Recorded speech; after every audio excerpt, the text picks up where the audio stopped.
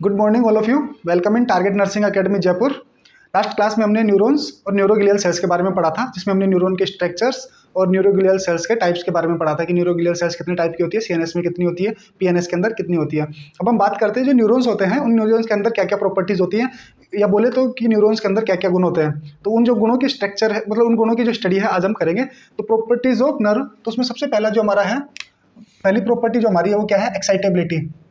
Excitability क्या होता है कि एक नर्व एक स्टिमुलाई के खिलाफ कैसे रेस्पॉन्स करती है, वो हमारे किसके अंदर आता है, एक्साइटेबिलिटी के अंदर, यानी कि ability of nerve to respond a stimuli, कि एक स्टिमुलस के खिलाफ नर्व कैसे रेस्पॉन्ड करती है, उसको हम किस में पढ़ते हैं, एक्साइटेबिलिटी। और ये किसका नेचर होता है, एक नर्व सेल का, जबकि अदर सेल्स क्या होती हैं, इस नेचर को शो करने में इनेबल होती हैं। इसीलिए इसी एबिलिटी की ब्यास पे इसकी क्या होती है, ये प्रॉपर्टी होती है कि एक्साइटेबल होती है। यानी कि फॉर एग्जांपल हम बात करें कि अगर हमारा हाथ किसी गर्म चीज़ को टच करता है तो हमारे नर्व सेल क्या करते हैं, हमारे हाथ को हटाने में हेल्प करते हैं, यानी कि उस स्टिमुलस के, उस हॉट स्टिमुलस के खिलाफ क्या करते हैं, हमारा रेस्पॉन्ड करते हैं, ताकि हम अपने हाथ को हटा लें। उससे क्या होगा, हमारी इंजरी होने से बच जाएगी। तो इनके अंदर क्या मिलती है, एक्साइटेबिलिटी मिलती है। सेकंड वन अगर हम बात करें तो इसके अंदर क्या होती है, कंडक्टिविटी होती है। कंडक्टिविटी क्या होता है, कंडक्टिविटी का मतलब है चालकता। यानी कि इसके अंदर क्या होता है कि एक मैसेज एक न्यूरॉन से दूसरे न्यूरॉन के अंदर ट्रांसफर होता है।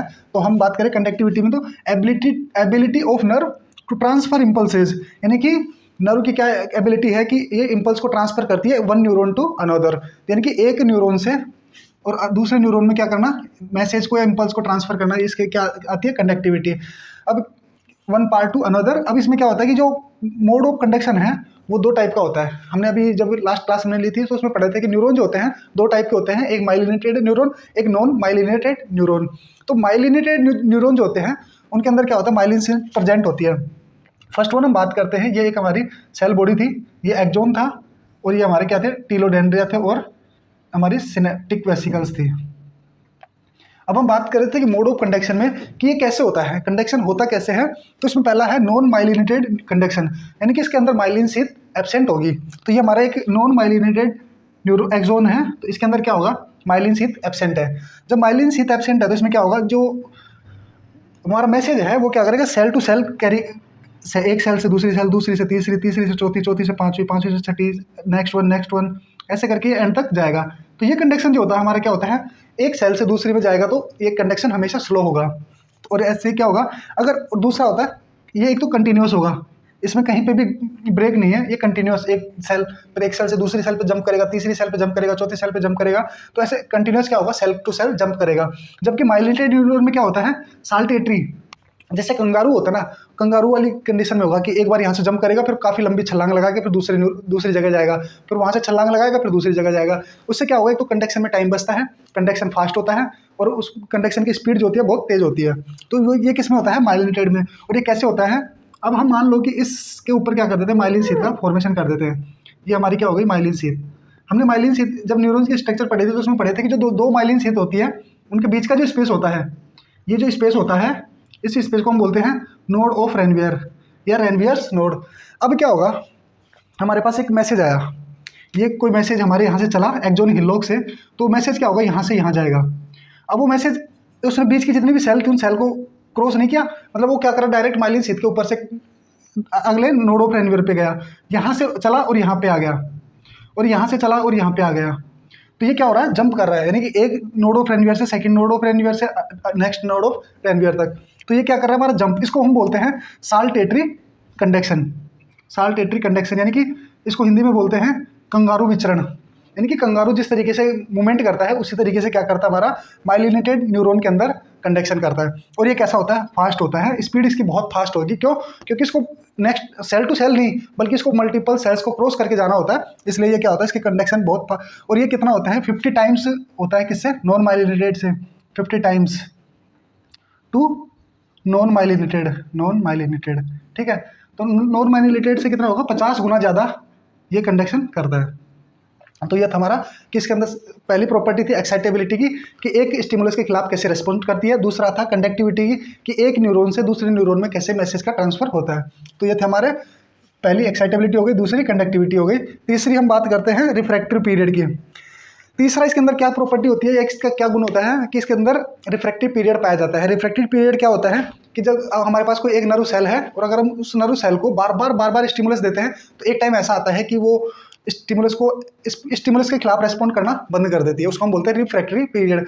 ऐसा बचपन में बहुत बार होता था कि जैसे मान लो आपने कोई होमवर्क नहीं किया या कुछ नहीं किया, आपके टीचर आपको बहुत ज़्यादा पीटते हैं।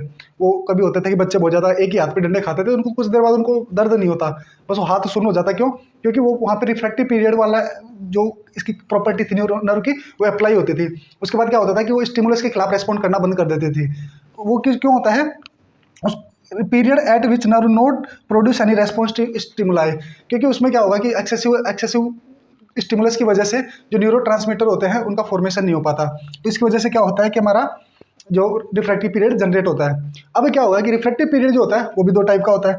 एक होता है एब्सोल्यूट रिफ्रैक्टिव पीरियड, कि मान लो आपको स्टिमुलस इतना ज़्यादा नहीं है कि वो एक स्टिमुलाई होता है उसको मतलब एक रेस्पॉन्स होता है वो जनरेट कर सके। यानी कि स्टिमुलस की अगर स्टिमुलस वीक है तो वो पक्का क्या नहीं करेगा, वीक स्टिमुलस होगा, इसके अंदर वीक स्टिमुलस होगा जो क्या नहीं करेगा, रेस्पॉन्स जनरेट नहीं करेगा।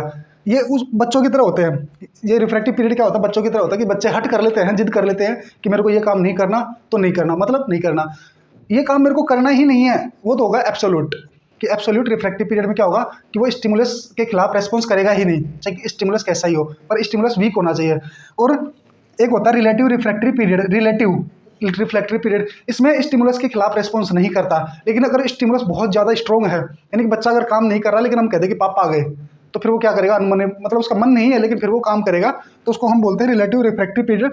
जिसमें क्या होता है कि अगर स्ट्रॉन्ग स्टिमुलाई है तो क्या होगा, नर्व जो है कुछ देर के लिए स्टिमुलेट हो जाएगी, उसको हम बोलते हैं रिलेटिव रिफ्रैक्टरी पीरियड। जिसमें स्ट्रॉन्ग स्टिमुलाई जब होगा तो नर्व क्या करेगी, स्टिमुलेट हो जाएगी स्ट्रॉन्ग स्टिमुलाई से।